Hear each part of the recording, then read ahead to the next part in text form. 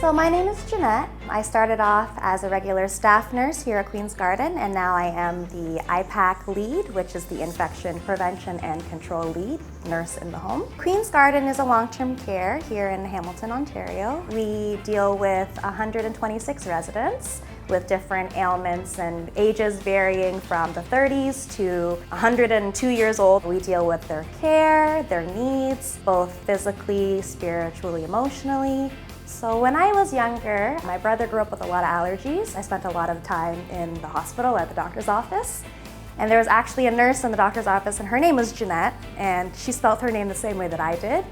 And just the way that she was so kind with us and was able to understand and explain everything to us, it made me really want to become a healthcare professional myself. Typical day, when I come in, first thing I do is check my mailbox. We have this process in the home where we have to do these infection control audits. I have to count how many we're doing, how well our progress is, keep in touch with public health if we were in an outbreak or things like that. I order all the personal protective equipment, so the gowns, the masks. I deal with our vaccine inventory, so flu shot season, or whenever a resident needs something like a pneumovax or a shingles vaccine. Also just dealing with a lot of the paperwork logistics of the home, like submitting all of our data, how we're doing with our vaccinations, how we're doing with people who are sick, just keeping a track of all the infection control practices in the home, basically. So there's a lot of ways that you can advance in long-term care. Myself personally, I just came straight from the nursing program. A lot of people in my similar position might start off as a PSW, go back to school for an RPN, go back to school for an RN, and keep going from there. We've had a lot of people actually even start off in the laundry or housekeeping departments, and then they become PSWs, and then they keep advancing to nursing.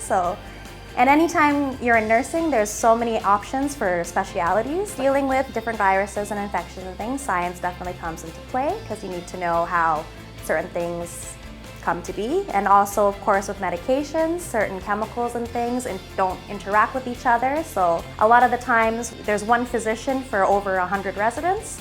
You're the voice for them. You're the one telling the physician, this person had a reaction to this.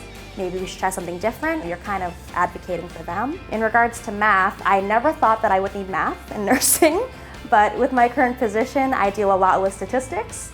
So a lot of averages, percentages, things like that. I'm the one sending all of our numbers to corporate, how well we're doing. So just being around all these positive people and being able to make a difference in people's lives. We kind of become their secondary family, and I treat them all like they're my grandparents. It's a great time. I love it here.